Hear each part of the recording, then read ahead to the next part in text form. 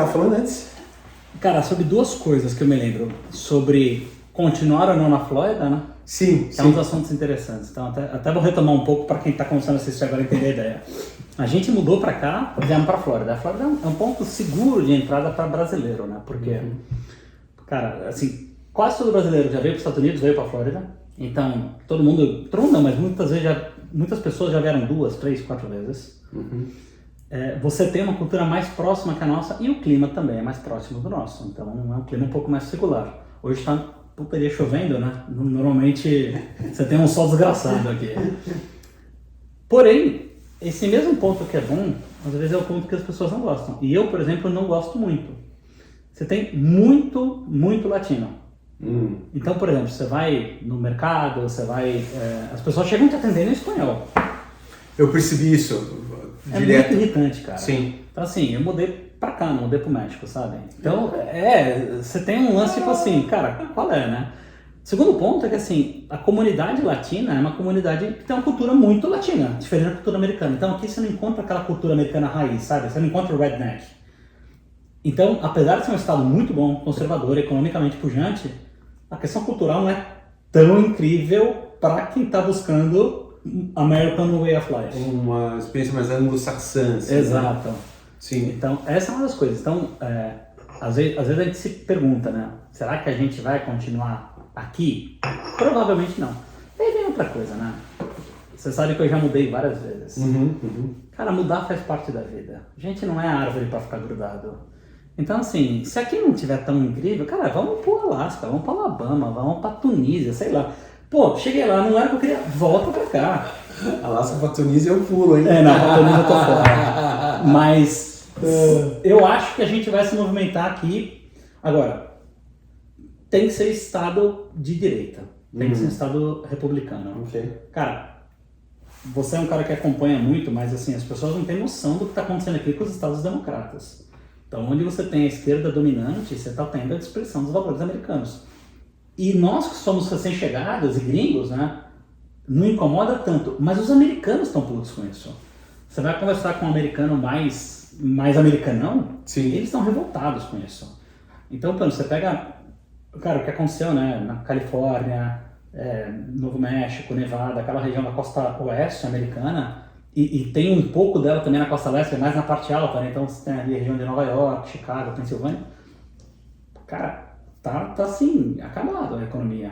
Lojas fechando, zumbis na rua, né? De tanta droga que os caras estão usando. Você tem uns vídeos meio alucinantes mesmo, né? Tem, e você fala assim, isso é mentira. Cara, eu tava conversando, eu tenho um conhecido meu que mora aqui no condomínio comigo, mas ele veio da Califórnia, morava em São Francisco. E meu cunhado, né, ele mora em San Bruno, que é vizinho de São Francisco. E aí, conversando, eles falaram, é aquilo mesmo. Tipo, não é que você vê todo dia, mas você vê. Não é uma coisa que tá na televisão para te chocar, aquilo está acontecendo. Então, cara, eu acho que tá tendo um racha nos Estados Unidos muito grande desse lance da direita contra a esquerda, né? Então, assim, eu, por exemplo, só me movimentaria aqui para outros estados republicanos, não iria para estado democrata. E é interessante que é um fenômeno mundial, né? Mas perceber que está tendo uma polarização nas sociedades, assim, em vários países e tal, que infelizmente parece que a sociedade está se separando em dois, né? É triste isso, mas é um fato, está acontecendo, né? Acho que a gente perdeu a capacidade de convívio, né? Pois é, infelizmente. Né? Toda vez que você vai para os extremos, né, o meio se perde. E o meio, ele atende a todos, né? Você Sim. pensa A, eu penso B, mas a gente convive. Sim. Hoje em dia, não. As pessoas já não convivem mais. E isso, bom, nós estamos gravando, então, dia 12 de outubro, né? 4 dias depois do ataque do Hamas a Israel. Assim, a gente está extremando o mundo, né? O mundo está cada vez mais extremista. Eu acho interessante que ver um alto extremo, daí algumas pessoas começam a fazer a narrativa que, não, espera lá, o outro lado também é extremo. Todo mundo é extremo e malvado. Ninguém mais é de boa, ninguém, veja bem, vamos fazer as coisas juntos. Não, todo mundo é extremo. O teu inimigo é sempre ruim. Teu inimigo não pode ser um cara legal. O cara não pode ser só um cara que de virgem, né? Exato! Ele se importa mais com as causas dos direitos humanos, mas a gente consegue trabalhar aqui, entende que para você trabalhar e empreender, você tem que pagar um pouco de imposto, mas você também tem que deixar um pouco de lucro para o empresário. Ninguém consegue mais fazer isso. E cara, se o mundo fosse de 7 bilhões de Daniels, era mais fácil, mas era uma merda também. A riqueza do mundo é exatamente, né? As pessoas pensam todo mundo ia ser um toqueiro do Hells Angels. Todo mundo ia estar na mesma louca que eu. E não, cara, isso não é sustentável. Então, assim, você tem culturas diferentes, você tem... Por exemplo, aqui você tem, né, a religião, o cristianismo aqui é muito forte, mas você tem muitas igrejas evangélicas, você tem templos muçulmanos, você tem templos hindus, você tem mesquitas. Então, assim, conviver faz parte. Eu não preciso concordar e eu não preciso gostar, mas eu sou obrigado a aceitar. O problema é esse. Eu sou obrigado a aceitar até o momento que alguém me agride, né? Então existe uma barreira, e isso é uma coisa muito legal aqui nos Estados Unidos. As pessoas falam, né, que você tem um espaço físico, né? O espaço de um palmo ao redor de você, ele é teu. Ninguém pode invadir. Personal space. Exato, e ele é meu. Então pra gente que é brasileiro, tá mais acostumado a contato aqui, não funciona bem isso. Uhum. E aí é a mesma coisa, né? Você tem a tua cultura, você tem o teu modus de vida, e aí você tem alguém que está perto e tem essa mesma cultura. Beleza. O cara tem outra cultura, tudo bem. Mas e na hora que ele invade o teu espaço, como é que você se comporta? Você vai ficar quieto? Sim. Você vai permitir o teu personal space ser agredido? Aí também não, né? E aí você começa a criar os extremos. Então, a gente tem hoje extremos acontecendo em todas as partes do mundo. O Brasil está sofrendo muito com isso, né? A gente teve o Light PT, depois veio o Heavy PT, depois veio o Bolsonaro, aí virou todo mundo cada um para um lado, pronto, a gente se odeia. Quem é petista e bolsonarista se odeiam hoje por uma questão de princípios. Não precisava ser assim, mas é o que nós estamos hoje. É verdade. Agora, esse era um dos assuntos que a gente falava, né? Assim, porque é interessante ser um meio internacional, porque eu estava vendo aquele vídeo da fronteira do passado. O xerife falava assim, essa administração, é interessante que eles são políticos para falar assim, não é o presidente, né? Mas essa administração, que você sabe como presidente. A administração atual está fazendo tudo ao contrário da última administração, só para dizer que aquela administração estava errada. Esse é um problema. E é uma coisa que está acontecendo no Brasil agora, que tem muita coisa boa. Por mais que você não goste do Bolsonaro, tinha coisas boas lá, né? Algumas coisas foram boas, né? E eles estão agora destruindo tudo só porque era do Bolsonaro. Eu acho que isso é uma perda de tempo para a sociedade, né? Cara, é assim, independente de que lado você prefira, ninguém erra em tudo. Sim. Então você tem que aproveitar o que foi feito de bom. Exato. E não, hoje eles têm essa cultura, né? Sim. E existe um movimento que a gente vê muito, né? Quando você vê, tipo, macroeconomia em um universo de 20, 30 anos, você percebe que tem os ciclos e os anticiclos.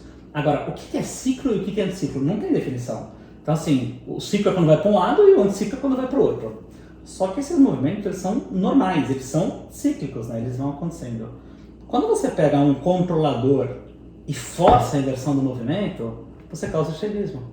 Isso aí. Então, sei lá, a gente teve o Brasil foi muitos anos com um governo de esquerda, aí vem um governo de direita. Esse governo gerou um movimento anticíclico, natural. Ele foi eleito, ele não roubou os votos, beleza. Tiraram, ele perdeu a segunda eleição, voltou um movimento cíclico, né, que é um movimento que ficou mais tempo no governo.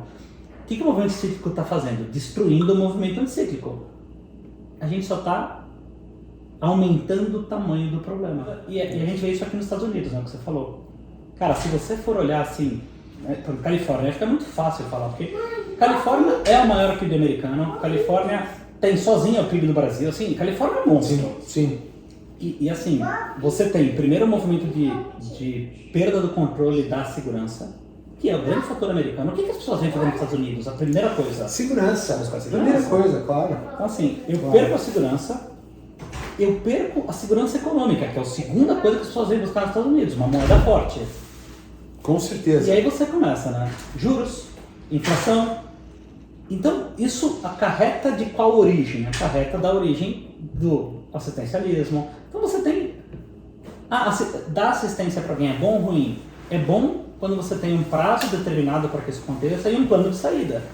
Dar assistência ad eterno é uma desgraça econômica.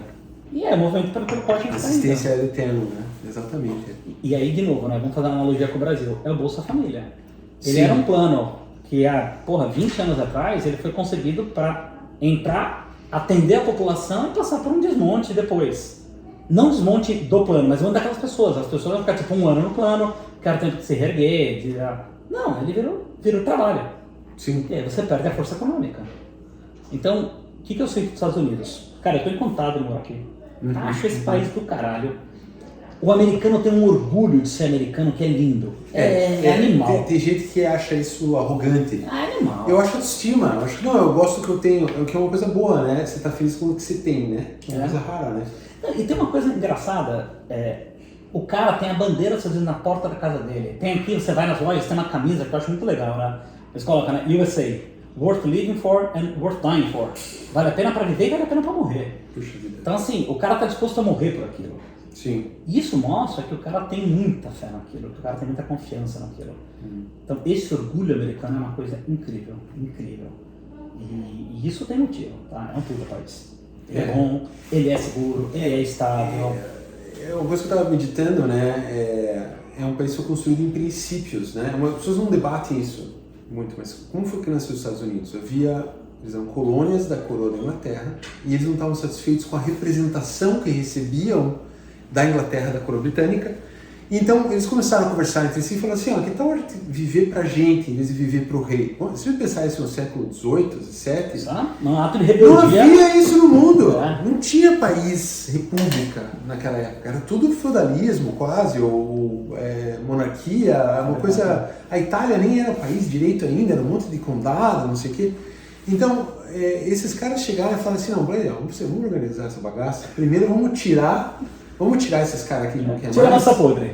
Isso, tira a massa podre, desde aqueles 17 fathers, né, os patronos da América, sentaram assim, nosso país vai ser assim, declaração da independência, né, Declaration of Independence, né, aqueles pontos brilhantes, né, que o governo deve servir para o povo. Esses caras inventaram isso 200 anos atrás. Em muitos países, não, você serve ao rei. Né? Você serve o rei. Não, esse pessoal achou, não, agora... O rei serve ao povo. Exato! Então, eles começaram, vamos fazer por princípios. Então, acho que isso que gerou esse país, assim, tão próspero, né? E é uma coisa muito interessante, assim, cada vez, assim, fica mais evidente para mim, os Estados Unidos tem coisas que é uma via aberta. Por outro lado, tem alguns caminhos para pegar um atalho, um cut corner aqui e ali, é jail, é cadeia. Aqui não funciona. E no Brasil é diferente. No Brasil tá tudo uma zona, tudo é cut corner. É isso aí.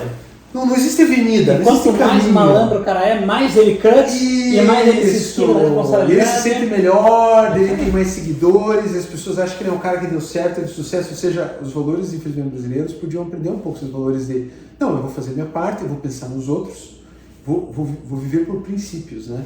E eu acho que até os americanos não sabem que eles têm esse lado bom, ou uma parte da sociedade americana está começando a rejeitar essa coisa boa que eles tinham, né? Eu não sei. Eu acho, Gustavo, que tem assim, existe uma rejeição nova, mas ela não é de uma parte da população, ela é exclusivamente da população jovem. Ah, sim. Eu acho que a população jovem, e no Brasil também, tá sofrendo de algum processo educacional falho. Teria milhões de exemplos para dar, mas acho que, assim, de uma maneira geral, as pessoas estão tendo uma educação ruim. E essa educação, não estou falando de educação formal, estou falando de educação moral e cívica, né? Os caras não sabem mais o que é um princípio moral, não sabem mais o que é um princípio ético. É que eles já começam, agora estão vendendo uma narrativa assim, que todo princípio moral é imoral. Não ter moral é amoral. É papo de adolescente isso. Sabe? É papo de adolescente. Mas porra, cara. Você falou tudo. Agora, o que aconteceu na nossa época? Quando a gente era adolescente, tinha essa ideia merda. A gente tinha também. Só que a gente era adolescente, a sociedade falava, só um adolescente falando merda. E alguém vinha e falava, aqui, ó. Isso. Agora, parece que essas ideias merdas, alguns políticos, algumas forças da sociedade, isso é a nova verdade. Então a gente tem pessoas que estão governando os países e tal, com ideias merda adolescente. Porque eles não estão vendo o óbvio. Exatamente. E assim, a conta chega. Essa que é a questão. O problema é conta. É matemática. Vamos viver na louca. Vive, cara. Só que uma hora, viver na louca seca e a conta chega. Então, assim, o que nós estamos criando? A gente está criando uma população economicamente, não vou chamar de inativa, mas fraca. Sim. Eu gosto muito de um termo que eles chamam que é a geração de cristal. A geração de cristal, sabe? Todo mundo frágil. Isso. Mas, assim, é uma galera que não está mais exposta a ralar. Sim. Então, assim, como é que eu vou colher o bônus se eu não estou passando pelo ônus? Não tem exato. como, cara.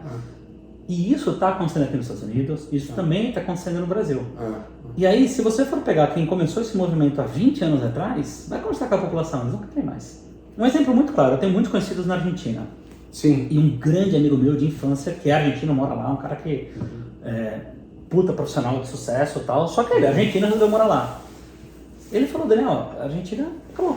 Aquela Argentina de 10, 15 anos atrás, ela não existe mais. Eu fui visitar ele a última vez faz uns 2 ou 3 anos. Ele falou, cara, eu comprei um sítio, fui morar na roça, porque não existe mais a segurança, a economia, não existe mais o prazer de andar pela cidade. A gente estava em Buenos Aires, a gente foi se encontrar lá, a gente foi almoçar. Cara, você tem aqui um restaurante milionário aqui, 50 favelados, do outro lado da rua. Então, quem viveu esse movimento de ser livre, de aceitar as inovações, há 20 anos atrás, está se fudendo hoje. Mas você está dizendo que ele foi morar no sítio lá, então, para ter um pouco de paz de espírito? Para se afastar da sociedade.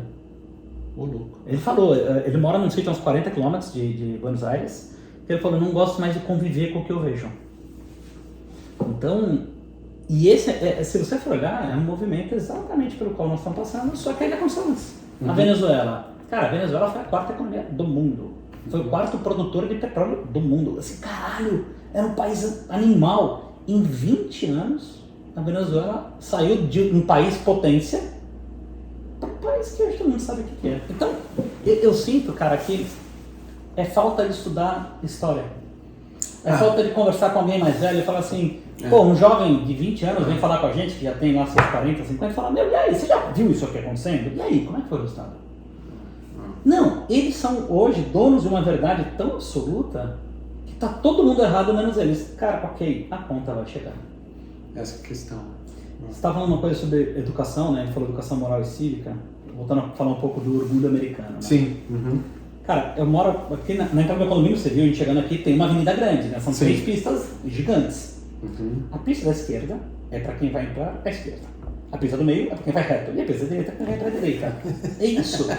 Na hora que você tá no semáforo, tem 8 caras numa, 2 na outra e ninguém na outra. É isso. Ninguém tá tentando fazer um xing-ling aí para ganhar 5 carros à frente. Né? Exato. O cara, ele sabe, se ele vai reto, a fila dele é essa.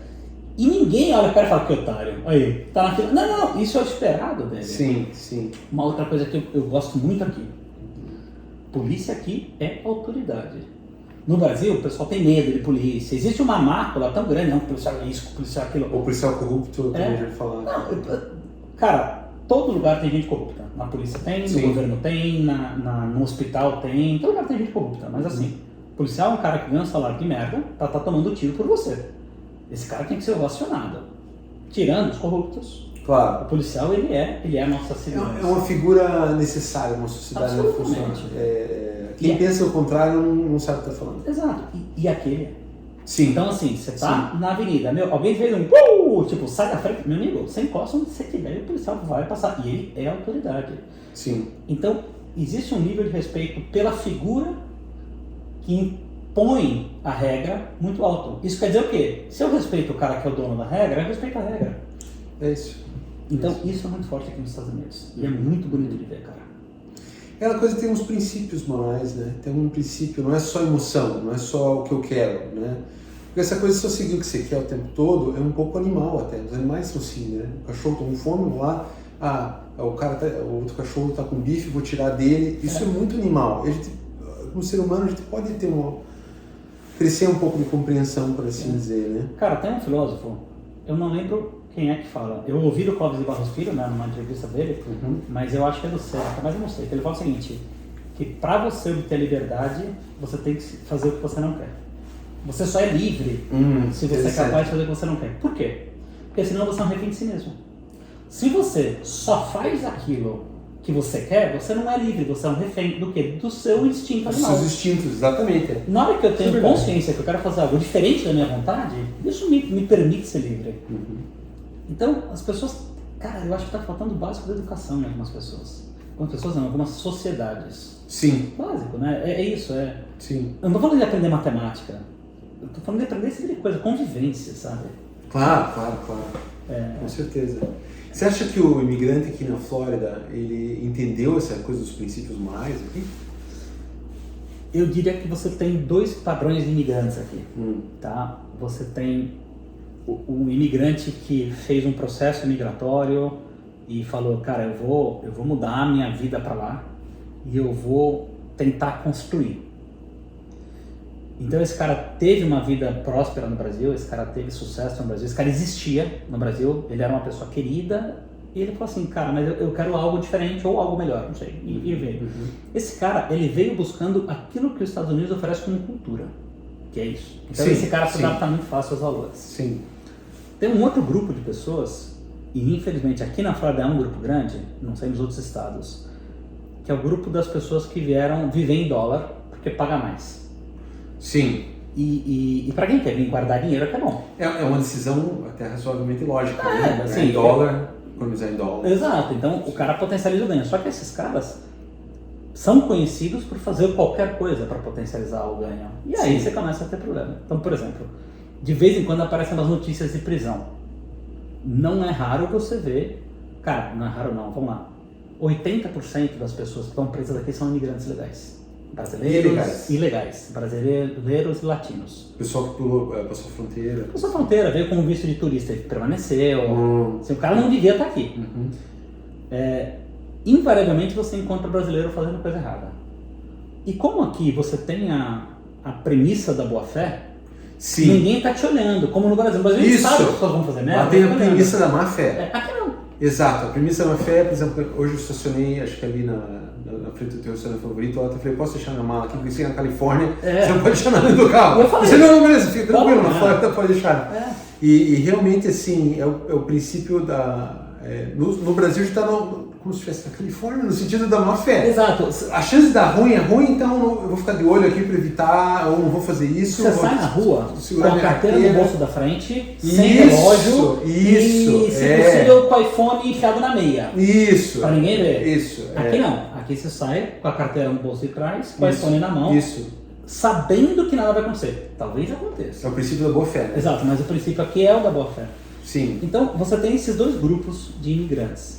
Aí o que acontece? Teve um mês e pouco atrás uma entrevista do Ron DeSantis, que é o governador aqui da Flórida, eu ouvi falar que ele falou, né, que ele vai bater contra a imigração ilegal cada vez mais, e ele falou assim, né, brasileiros e poloneses, vocês não são bem-vindos aqui. Ele foi assim, enfático. Claro, ele não está falando de um povo assim, mas ele está falando da galera que traz a desordem. Sim. Tem muito polonês aqui? Não tenho a menor ideia, deve ter. Não, tem as colônias polacas, mas assim... Eu vejo muito mais latino do que polaco, né? Sim, até porque tá fácil para em qualquer lugar. Mas o Ron DeSantis falou pros poloneses, o problema é dele, meu. O país mais católico da Europa.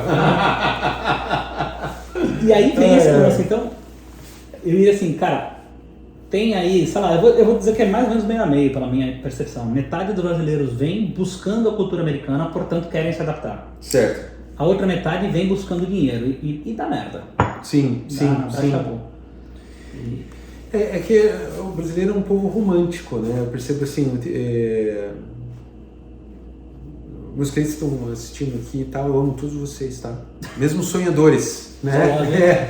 Porque tem sonhos, que é um sonho, né? Muita gente fala assim, eu acho que pra você em parte foi um sonho também pegar o green card, claro, né? Mas porra, essa é demais, passar pelo processo, a sensação, é lindo. É bacana, né? Porque os Estados Unidos não aceitam qualquer pessoa para ser um green card holder, né? Então, realmente é um sonho, né? Só que ao mesmo tempo o problema do sonho é que ele é emocional. Então, eu estava conversando com uma cliente minha que pegou o green card, ela nunca tinha pisado nos Estados Unidos até ter o green card. Você tem ideia disso? Aí... É um tiro no escuro, né? Não é que nem os filmes, né? Não é. Não é que nem os filmes de Hollywood. Mas assim, eu achei legal que ela tinha o sonho, ela queria realizar isso, ela foi atrás e ela realizou. Show. E ela não é uma pessoa com muitas posses, tá? Ela se organizou. Porque tem mérito. Preparou o perfil dela, contratou a gente lá, fizemos um trabalho lá, foi aprovado, ela tá aceita e tal, e é interessante, eu quero falar com ela aqui uns meses, porque essa coisa que, mas é normal para todos os sonhos, né? Quando antes de realizar o sonho, você tem um sonho, depois que vira realidade, ele se mescla com nuances de matéria, né? Das dificuldades humanas. Exato, né? O dia a dia, né? Ele entra, ele o dia a dia tem hora, né? Então, trabalhei muito com Portugal também, a gente percebia que 6 meses depois da pessoa migrar para Portugal, ela estava mais triste, assim. A gente ia falar com ela, assim, Portugal, né, dos Estados Unidos também, né? É um país liberal, lá teve rei, não sei por quanto tempo, é um outro tipo de sociedade, uma sociedade muito mais de regras. Sim. Mas uma regra mais... Aqui tem muita regra, mas é uma regra liberal, de liberdade. Lá é uma regra de você tem que ficar na tua caixinha e você não pode pensar no Eu diria que aqui tem poucas regras, mas as regras são levadas muito a sério. Ah, muito sério, muito sério. Aqui, eu vejo isso assim, desculpa te cortar, mas tem Sim. pouca regra. Por exemplo, Algumas regras são sinceras, não pode mentir. Exato. Oficial. Uma das regras é eu posso falar o que eu quiser. Legal. Sim, A outra regra é eu vou arcar com a consequência do que eu falar. exato. É lindo isso, é óbvio. É um Então, paradoxo forte, eu né? tenho liberdade. Sim. Só que eu arco com as consequências do que Sim. eu fizer com essa liberdade. E no Brasil você tem a liberdade. Ainda Você não tem a liberdade, Tá hein? começando a não ter a liberdade, É. mas se tinha liberdade há pouco tempo de falar o que você bem entendia, e não tinha nenhuma consequência para isso. Agora algumas coisas estão tendo consequências muito severas, né? E aqui é bem isso. Você tem liberdade de falar o que você quiser, mas você é responsável pelo que você fala de acordo com a nossa Constituição, etc. E tal, Exatamente. Né? Que é uma das constituições mais curtas do mundo, por sinal, né? 8 artigos e Pois funciona. é. E funciona bem, Funciona. né? E outra coisa interessante também dessa coisa do falar, até eu acho que eu já te falei isso, mas se o oficial no aeroporto, você tem um encargo, e o oficial no aeroporto perguntar se você mora nos Estados Unidos, você falar que você mora no Brasil também, cara, você vai levar uns porros do guarda. Claro, porque o green card é um certificado para permanência. Isso, e os Estados Unidos é um pouco egoísta. Isso. Ele quer que você seja parte do centro do mundo. Você não pode ter residência em outros lugares quando está nos Estados Unidos. Você até pode morar um tempo, mas aquela coisa que você sume. Sim. E aqui tem essa coisa do que você é indagado pelo oficial vai para o record. É. Né? O oficial perguntou à pessoa X, você mora aqui? E ela respondeu, não, eu moro no Brasil às vezes, fico metade do ano lá, metade aqui. Não, você até pode fazer essa coisa de ficar entre os dois países, mas você tem que falar, não, sou residente americano, eu pago impostos, eu moro em tal lugar, o meu endereço é tal. Cara, pronto. Deixa eu contar uma coisa muito curiosa. Toda vez que eu vinha pra cá, eu preenchia no avião aquele bagulho. É antigo, até bom que eu não tenho mais isso aí, né? Então, você é a favor do terrorista, sim ou não? Você quer que os Estados Unidos exploda, sim ou não? Você concorda com a Al-Qaeda? Caralho, que tipo, óbvio, né? Que é não, Sim, não. Sim. E aí eu sempre falei mesmo, qual que é a utilidade de você preencher isso? Aham. E aí o que eu descobri é o seguinte, a utilidade de você preencher isso, é óbvio que todo mundo vai por não. Mas é que se depois você for pego concordando, você mentiu no documento migratório. Exato. E isso é suficiente para te deportar. For life. É um ban, assim. Então assim, se eu não pergunto, ninguém vai dizer sim, você é a favor do terrorista, ninguém vai. Exato, eles só estão colhendo o teu testemunho para usar contra você. Exato. Será que você que está assistindo, você está pronto para viver num país assim? Onde o que você afirma para uma autoridade fica no teu histórico. É isso aí. Estava vendo aqui uma coisa muito triste que acontece às vezes, né? Fiquei sabendo recentemente. Sabe quando você vai no DMV, às vezes tem um papelzinho para preencher coisas de votação. Não, você passou por isso? Você fez isso por você já? Não. Eu fui no DMV, tirei meu driver license e em alguns lugares tem, porque o condado quer acelerar as coisas e não tem número de passaporte ali, mas tem número de green card. Só que se você é green card holder, você não pode votar.